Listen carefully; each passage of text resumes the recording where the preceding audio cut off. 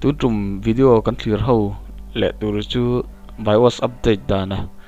kan clear ho le dona ka channel milo hlut sak thin tu tena in hlok pui le ngai te po ka be sei ani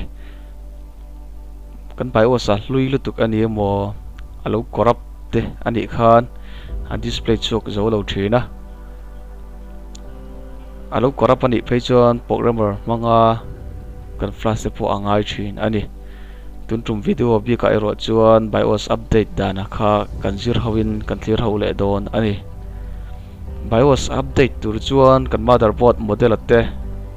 a version ate hi chiang ta kan thret ma sakha ngai don ani hei ka motherboard model ani ya tin version a hi ani hei Google a kan type anga an ma ni site atangin kan download don ani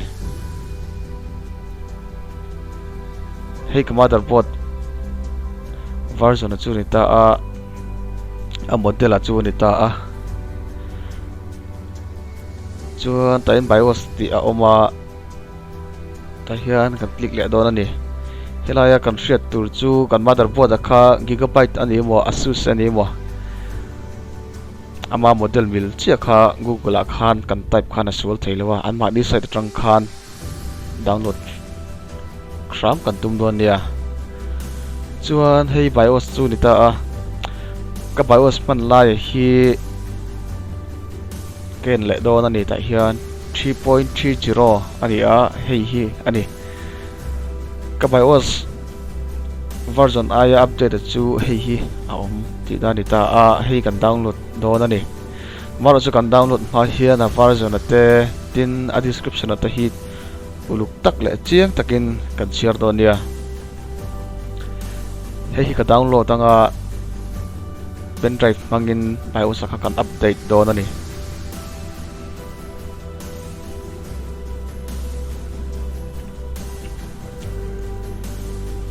hei BIOS update ka download kha alo ni ta ka extra ka hei hi ron chuak ta hei hi pen drive a khan kan check lut don ani hei hi ka pen drive chu ni ten kan open anga kan extract ka kha kan check don ani ta hian computer kan restart anga BIOS a khan kan lu angai don ani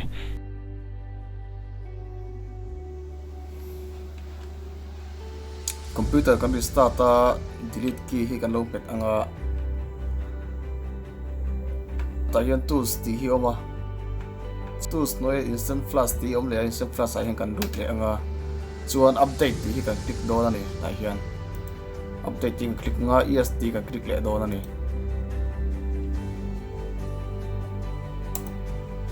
est kan click a 100% ani huwa khan aro in restart anga BIOS update chu kan zo ti na ni BIOS update kha kan zo ta tikha kan check le don ni kan BIOS flash kan update kha adik nge dik lo kha en le anga apa ka 3.30 kha manga 3.70 pangka kan update ta kan BIOS version 2 3.70 alo ni le ta ni